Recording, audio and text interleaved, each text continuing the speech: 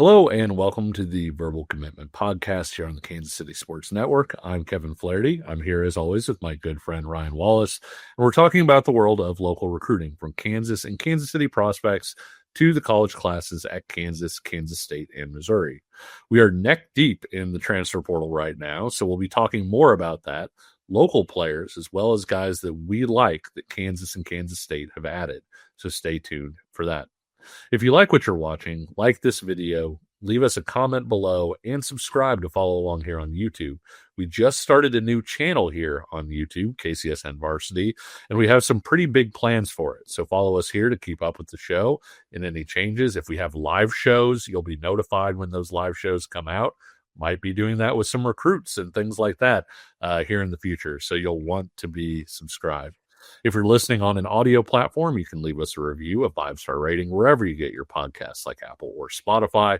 We have our own specific audio channel through KCSN on Apple and Spotify, so you can seek us out there.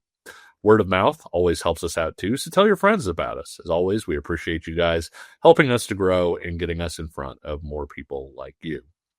Ryan, in our last episode, we talked about some big-time local players who were entering the portal, and several of those guys have made their decisions on where they're going to play their college ball at their next stops. Before we get to those guys, a quick hit of news in that CBS Sports' Matt Zenitz reports that Mill Valley star Jaden Woods will withdraw from the portal and return to Florida for his second season. Huge news here for the Gators. That's like breaking news as we're recording right now.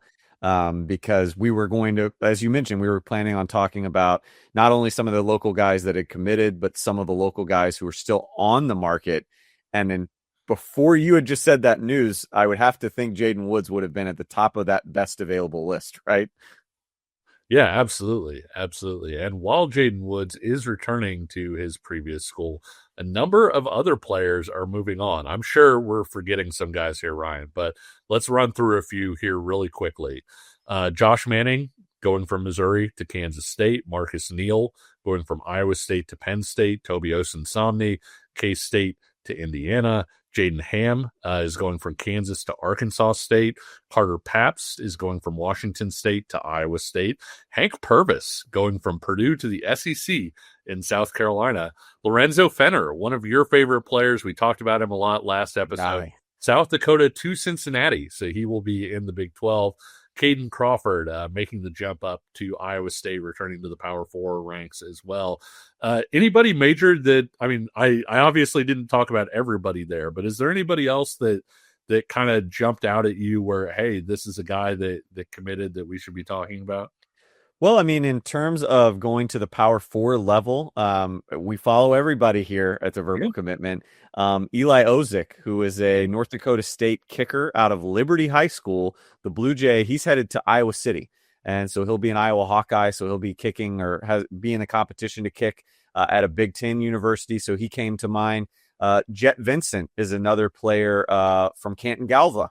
Again, we cover it all here, folks. We do. Transfer linebacker from Colorado State. He is staying in the Mountain West, or is it the New Pac, whatever you want to call it, and will be headed to Wyoming.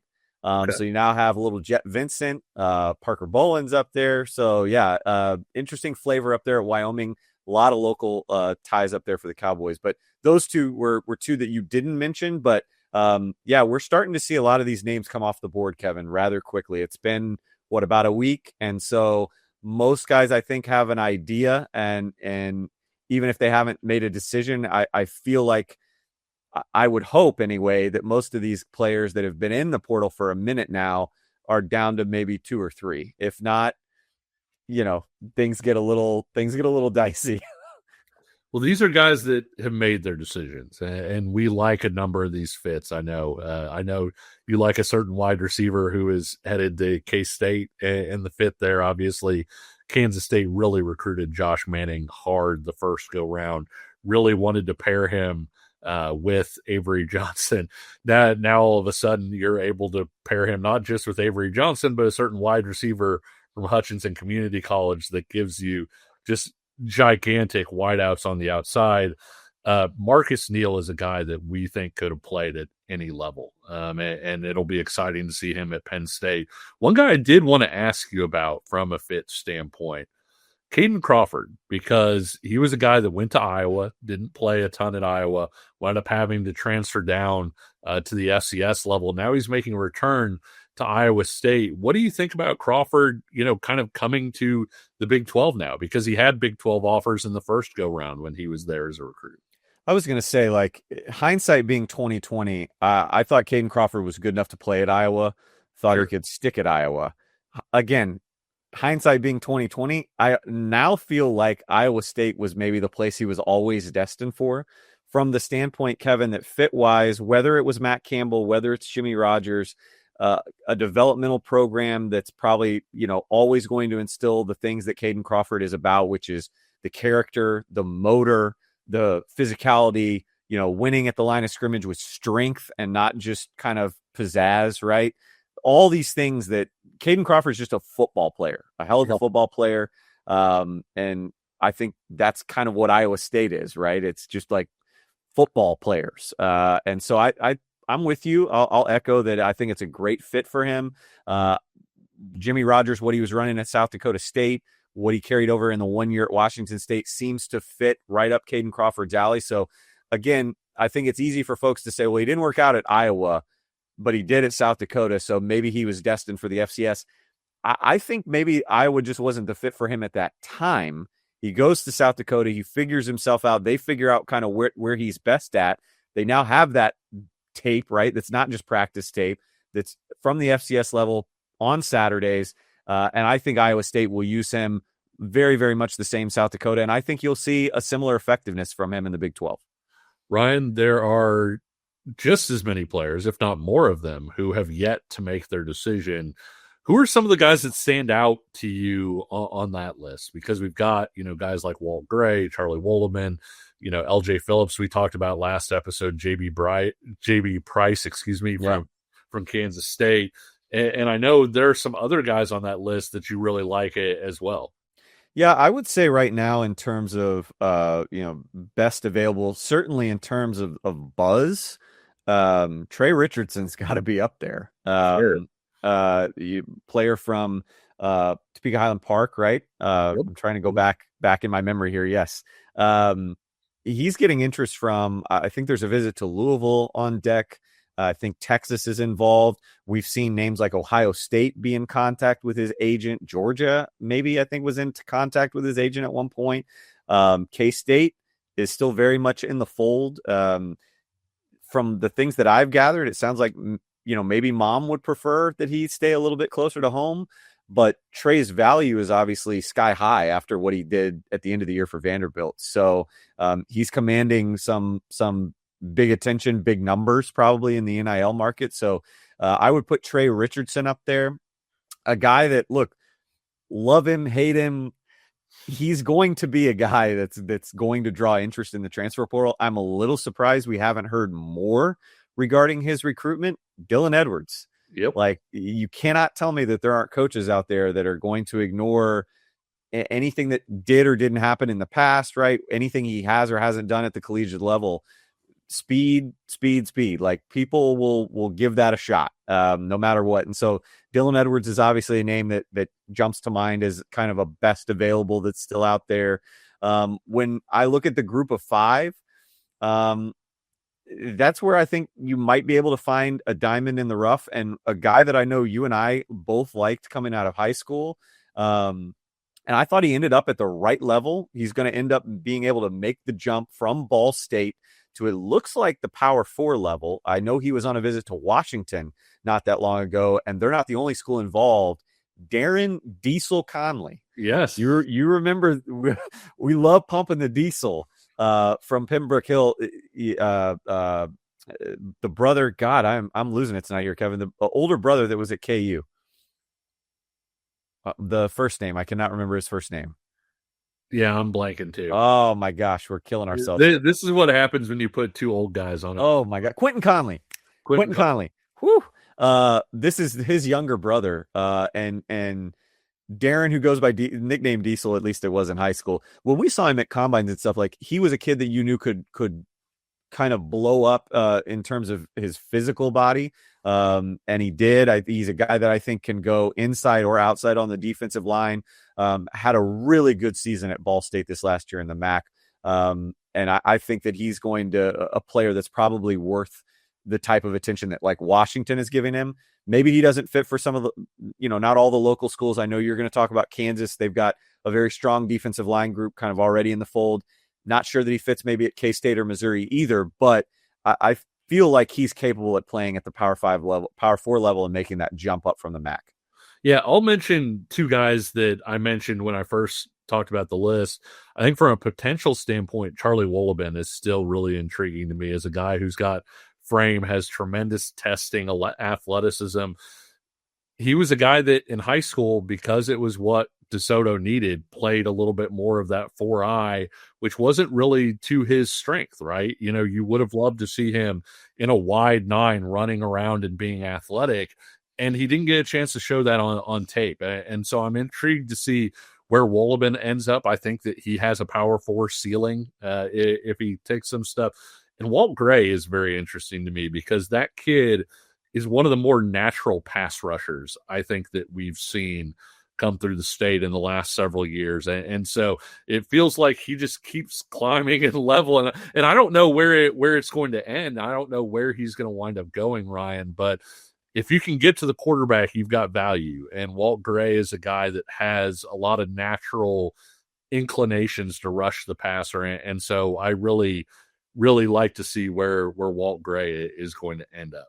I would just say that maybe in general, edge is probably, in terms of the local players, local products that are still on the transfer portal market, edge seems to be the one position group that you can really go out and find some really good players if you wanted to try and bring them back home, or guys that I would just encourage fans to keep an eye out, seeing where they end up. And maybe if that next destination helps them progress a little bit more than maybe their past. I mean, you think about Samuel Sameh at Iowa State. I think he's still on the market. You mentioned Charlie Wolleben, Big Ike Eziogu, also an Iowa State guy. All three of those guys are still on the market.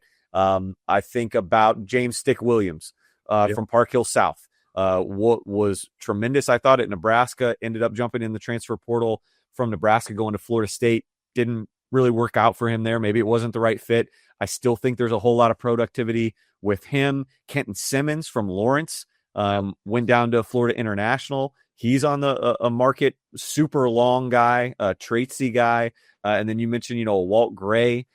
Depending on how you see him, he's probably more interior, but like Melvin Laster from Liberty North on the market from UNLV. He's more of an interior guy, but you see a number of different edge guys that I think are from the Metro or from the state of Kansas that could still be steals, kind of late signees. Again, maybe not at K-State, KU, or Missouri, but somewhere that they could continue to kind of make some noise at the college level. Yeah, with regard to Sticks, I realize it's a different position, but Malik Benson didn't really make it at Florida State. He's kind of showing out in a big way at Oregon right now, so that's not necessarily disqualifying.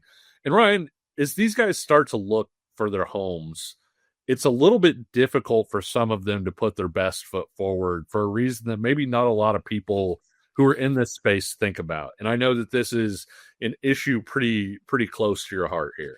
Yeah, I kind of teased it on social media that I was probably going to go on a rant. I was probably going to vent a little bit. So hopefully I don't yell too loud in the mic here. First off, before I jump into my vent real quick that you teed up rather nicely, and now I'm going to whiff at it. I did want to have, I wanted to pick your brain here because this ties into where I'm about to go. And let's just talk about McGuire Richmond for a second. Puts out on social media that he's been released from K-State.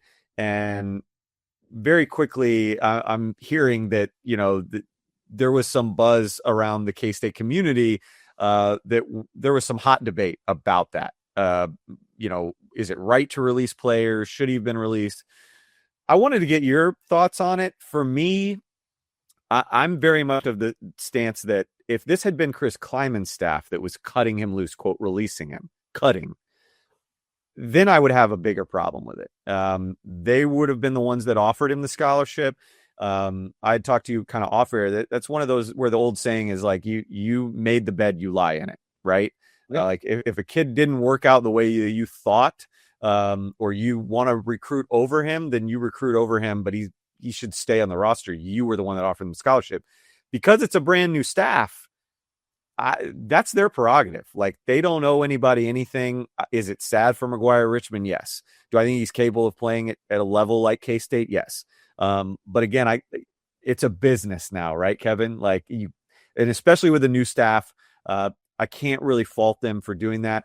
But I would also just say this happens everywhere. It's been happening everywhere, where people will kind of politely show you the door. And a lot of times it's not even showing you the door. It's maybe having you come in and sitting down, and you think that you're just there to talk about the end of the year, and they're passing you maybe a cell phone number to a fellow coaching colleague of theirs that coaches at a lower level. And it's a nod, wink, wink situation. But this has been going on for a long time. But I wanted to get your thoughts kind of on this whole, is it right, or how you feel on the whole releasing or cutting of players? Yeah, it used to be a position switch thing, right? Like, it was, if you look back in the early 2000s, it would be, hey, you're not making it a quarterback. We're going to have this conversation with you where we're going to say, you can stick at quarterback if you really want to, but you're never going to play here. So, why don't you come to wide receiver? You have a chance to be on the depth chart. You can help us out. And with the portal era, with the money that's invested in all of these guys, I know a trainer friend of both of ours has said that one of the things that he tells his players now is that it's a business. And the way that it's great that you can get money now, it's great that you have the ability to capitalize on NIL, make this money and everything else. But with that means that whole thing where people are like, hey, don't treat him harshly, he's a college kid, that goes out the window with that level of investment. And so you absolutely see people, and have seen people for the last however many years, whether it's outright cutting people, whether it's having a conversation of, you can stay here, but you ain't going to play here, and we're going to recruit over the top of you, and you may be happier at Northern Iowa, or whatever it is. Some version of that has been going on for quite a while, certainly. Well, and again, to your point, if you want to follow the NFL model, NFL guys cutting guys right and left, mid-season, out of season, doesn't matter. Like, this is the way that the cookie crumbles now. On to the bigger vent section here, and I'm going to try and keep it tight so we can squeeze the commercial break in here, but got to get this off my chest. The bigger issue for me isn't cutting. It's this whole kind of having your cake and eating it too from the college standpoint that is negatively affecting transfers, specifically transfers that are not your Jace Browns of the world, right? That are not big name type players that, people have been watching do things on Saturday for seasons, not just games, seasons. There have been a number of different players that I've heard from indirectly that are having huge hurdles that they have to jump in order to obtain their own practice footage. Yeah. And it's, I think, largely coming and stems from coaches that are very paranoid about their formations, their plays, what have you, getting leaked out there within the transfer portal, under the assumption that some coach in their conference might falsely recruit a player just in order to obtain, hey, send me your practice footage, right? I'm not really interested in you. I'm interested in watching what's on the practice tape. I get that if it's during the season, right? But when you're out of season now, and you're a player that's saying, I would like to get in the transfer portal, to me, we got to find some sort of middle ground there. You cannot gatekeep, essentially, these guys' huddle tape from college. And it's so bad, Kevin. I was telling you stories that I've heard just in the last 24 hours of, and again, I get it in season. But it's kind of like when you go and you try and watch ESPN Plus, or you try and watch YouTube TV on like a laptop or whatever, and you go to try and screen record it. There's built-in software, firmware that is going to black that screen out. You are not going to be able to screen record. Essentially, there are colleges that have that built in to their practice footage. guys cannot screen record their practice footage. I get it in season. At Memphis a year ago, there was a player that was mad at the Memphis coaching staff that knew he was going to hit the transfer portal and ended up sending like some practice footage to a player on another team before a game. I get that there's some safety issues there, right? Like you want or security issues there, but you can't not allow that to happen now that it's out of season and you have a young man that's asking to go in the transfer portal. And the only way that they can land at other destinations is when coaches say, "Can I see your film?" And you're saying, "Well, I don't have it, or I can't access it yet." Or I'll get my homework. The coaching staff is struggling to let me share it. I'm having to take my own time to go and like cut up my own or have somebody else cut up my own. Or in one case, Kevin, and I will say it is not K-State, there was an outgoing staff that apparently nuked some footage. Yeah. And again, maybe it's in a cloud somewhere, and maybe this player just hasn't asked around enough, but like he literally cannot find the cookie trail to lead to there because the exiting staff literally might have obliterated it. And so now he's hanging in the transfer portal with nothing to show. I guess he could go show high school highlights like I've seen some guys do. So anyway, I think that's the bigger issue right here and right now, Kevin, for a lot of these guys that have been kind of practice squad or had been redshirting is you've got to let their practice footage be obtainable. And if there are coaches out there that want to go to the depths of falsely recruiting guys and trying to have their GAs pick apart, like, so be it. But, especially these staffs that aren't even there at the schools anymore that have kids that are in the transfer portal, give them their practice footage and let's get on with it. Now I'm off my soapbox.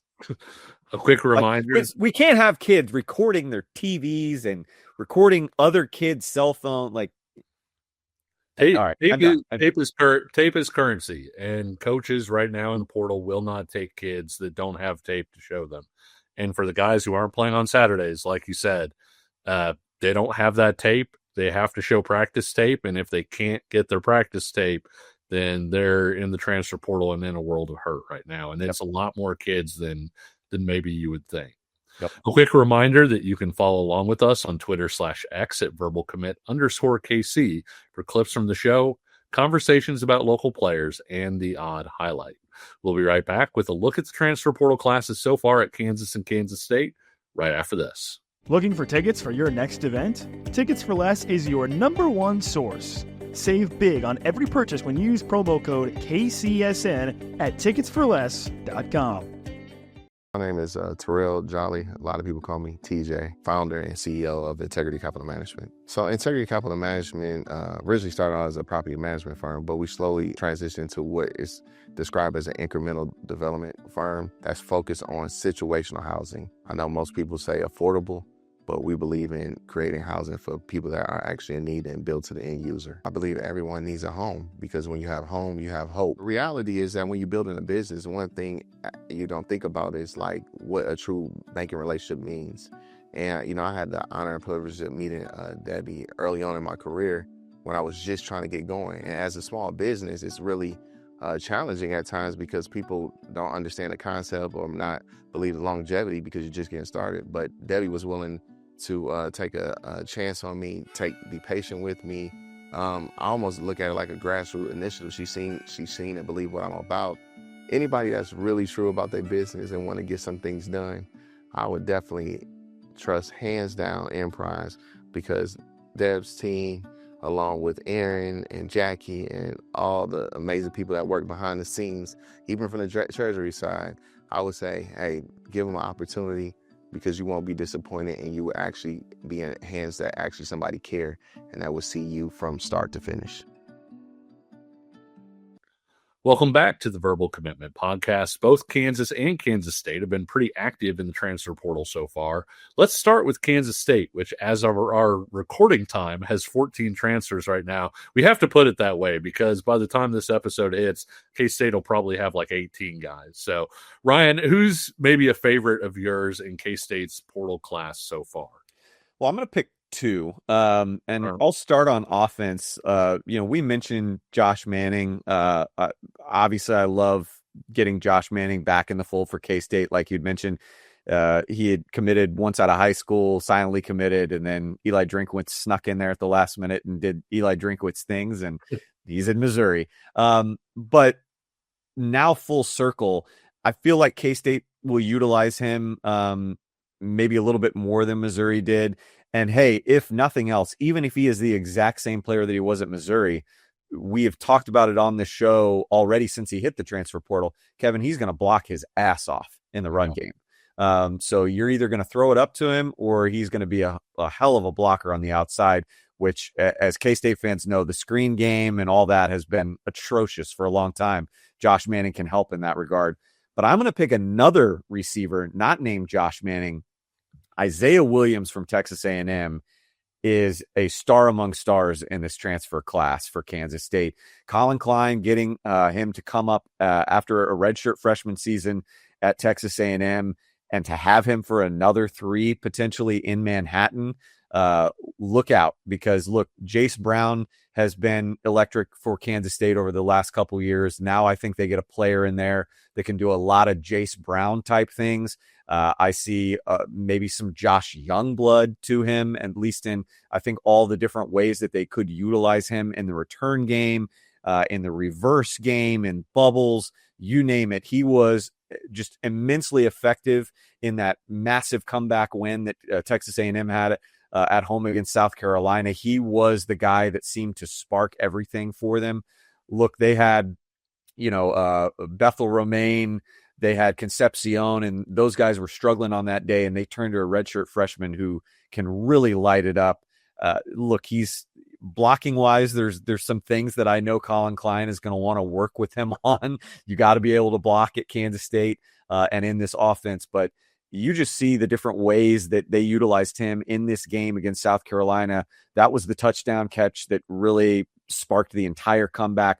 But you're going to see, the way that they motion him to get him in favorable matchups. He didn't have a ton of receptions this year, Kevin, but, he caught, like, if he had 8 targets, he caught 7 of them, which tells me that, okay, A, he's a good route runner, reliable hands, but also he's got an OC that knows how to utilize him properly to get him open, to make easy, pass and catch type deals. So I love the Isaiah Williams pickup, and I think he's a guy that, although he's got multiple years of eligibility left and is an underclassman still, he is an instant impact guy in this class on offense. Defensively, I thought about Mekhi Mason.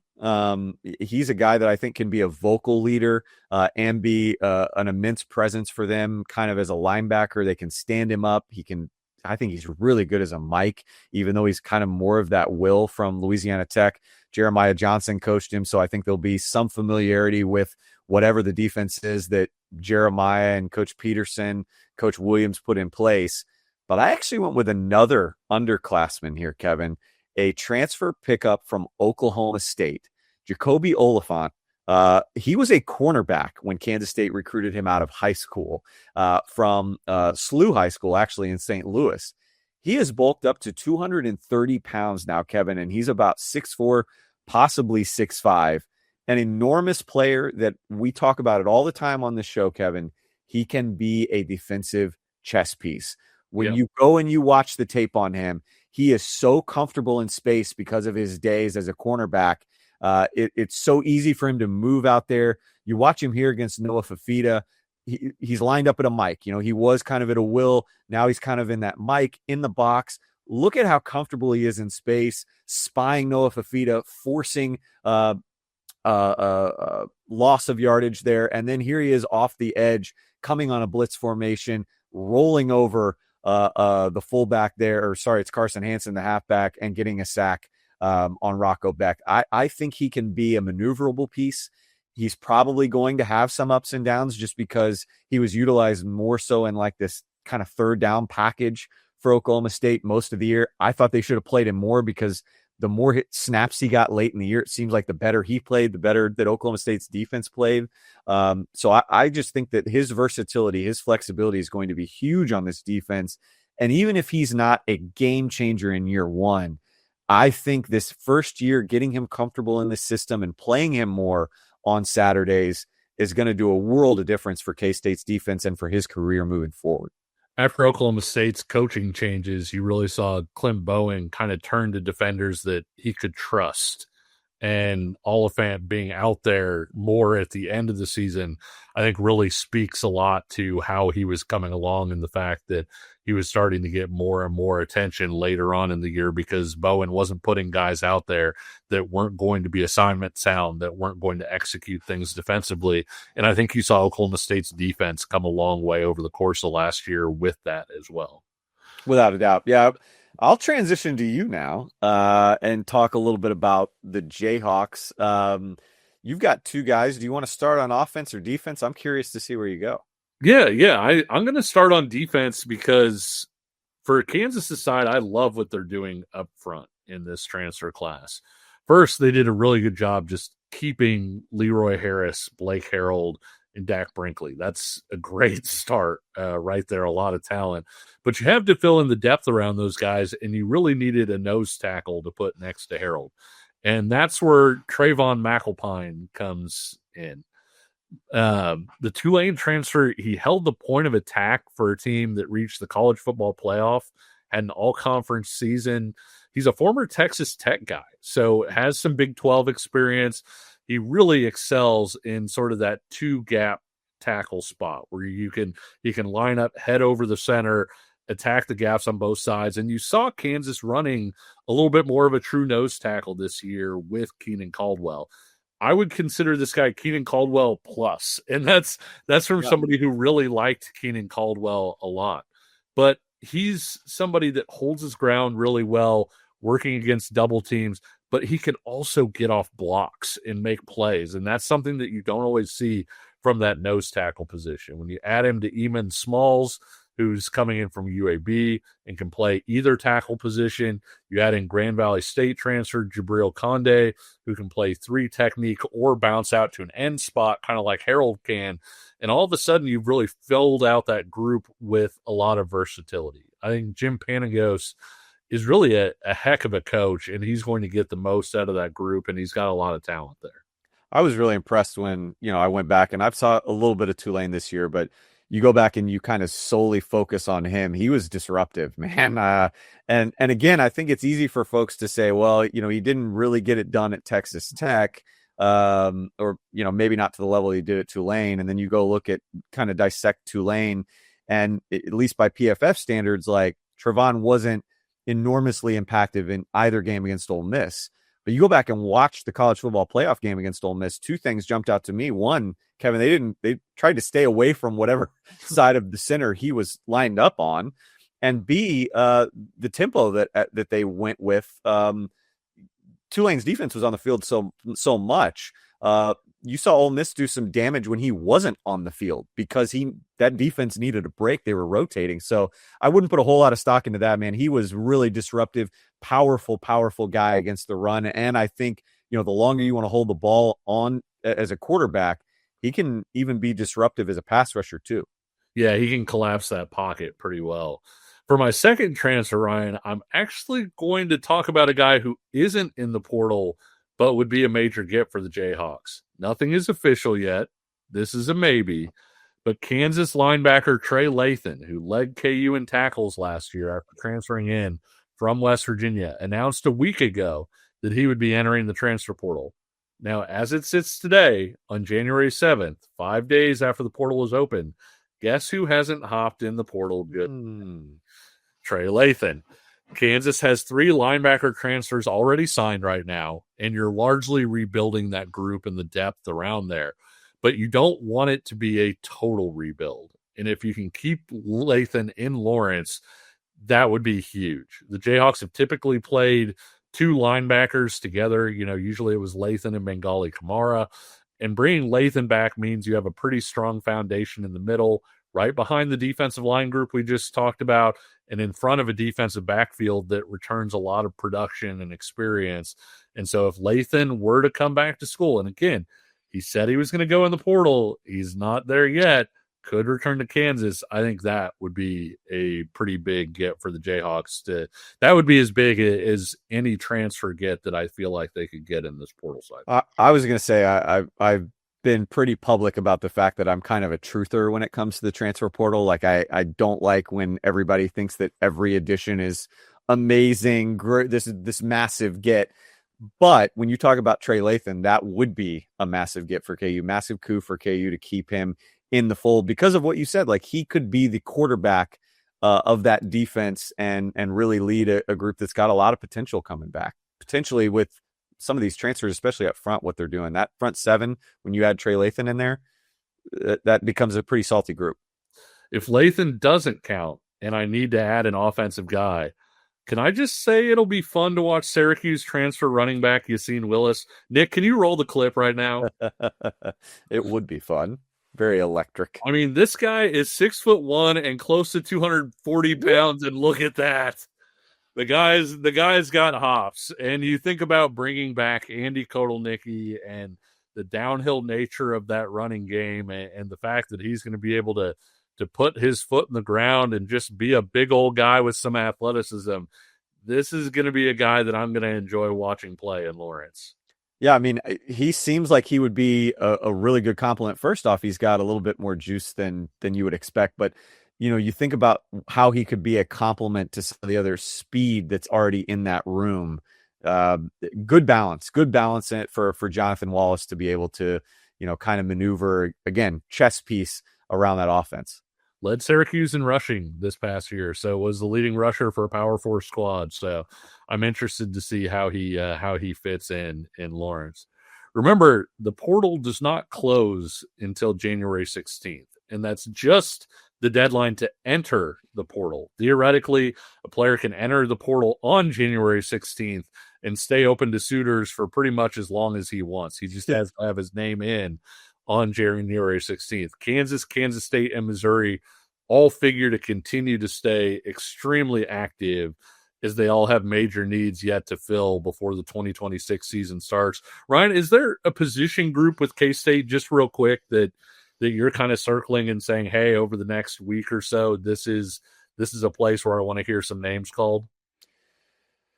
Oh, that's tough. I would probably say continuing in the trenches, probably offensive line on the offensive side more than defense. Like I know that they're still looking for some guys. I mean, they've got Keaton Jones. I believe they've got a Cal Poly kid either signed or committed. I mean, they've got some bodies there, but I know that that's an area that they want to continue to bolster. So I would probably say that's an area that I would expect more names simply because they need bodies in the offensive line group for the new offensive line coach, Mike Schmidt. I'm going to put you on the spot one more time. We talked about the guys on that list who haven't decided yet, who are local guys. If you could pick one of those local guys and say, and it doesn't have to be this a guy line, becomes a Kansas State Wildcat, who would it be? And it doesn't have to be. It doesn't have to be a guy that K-State is going to take. Just who you, as a K-State guy, would love to hear that name called, saying this guy is a Wildcat for the upcoming season. Golly, that's tough. I guess if I have to. Well, okay. If I have to, I don't know if it's a fit. I really don't but I understand the theory of like, if he's there and if you can get him at the right price, you cannot pass on Trey Richardson. You can't tell me that he can't help that offense. Like he seems like a clone of Isaiah Williams, who we know is going to be on the field a lot. So I don't know if they're going to kind of step on each other, so to speak, but like if he's there and you can get him at the right price, it would have to be Trey Richardson. But I'm going to give you one other name to me, and I know that the odds are very, very slim because he already holds a Missouri offer. He is a Missouri kid, but you and I both talked about him as a late bloomer at Grandview High School. And he goes to Houston. He committed to Tulane, follows Willie Fritz when he goes to Houston. Didn't make it at Houston, but he's in the portal. Missouri's offered. Everything points to him going to Missouri. But I would be happy to see Derek Joyner at Kansas State. I think he's mean. I think that he hits on a lot of the things that K-State just is at their core. Knowing a little bit of research that I've done on Mike Schmidt and what he looks for in linemen and what San Diego State did, I feel like Derek Joyner could really fit well with what his scheme is as a center or guard. I wouldn't hate seeing a little Derek Joyner action, but probably Trey Richardson. It's funny you say that because Joyner was going to be my pick for Kansas. Just in terms of there, you have Amir Herring, who started off at Kansas as a center. You lost Tyler Mercer to the portal. He's now at Oklahoma State. Amir Herring's probably going to be your starting center. Who's your next guy? Who's your guy that can be sort of that guard center swing guy? Joyner, I think, would be a good fit. Again, would be really tough to pull from there. Kansas at one point offered Charlie Wolleben. I know some people felt like Kansas would be the favorite with Charlie Wolleben. With what they've done on the defensive line, they've already got David Santiago in this class. I don't know that would be as good a fit. And I think if I were to choose a local guy at that defensive end position, I would probably pick Sticks. As far as fit for Kansas as sort of that strong side end. But yeah, it's an interesting deal. I would have loved to see KU take Fenner, and I know you felt the same way about K-State. But for your Trey Richardson pick, what's better than one Isaiah Williams? It's two of them. That's true. That is true. Oh, that would be absolutely fun to watch in Manhattan with the two gigantic outside receivers. And then Williams and Trey Richardson just being little jitterbugs and taking off and unbelievable and using the speed. That would be so much fun. And I believe if Avery Johnson is watching this episode, he's probably like, that sounds pretty good. Hi, Avery, if you're watching. Yeah, for sure. Avery, if you're watching, go out and have a great year. We're rooting for you. So that should do it for us here. Thanks to all of you for watching and listening to the Verbal Commitment Podcast here on KCSN. If you enjoyed what you saw or heard, leave us a comment or review, like this video, subscribe here on YouTube, including on our new channel, KCSN Varsity, or hit us with a 5-star rating if you're listening on an audio platform. And until next time, we'll see you on the trail, and take care.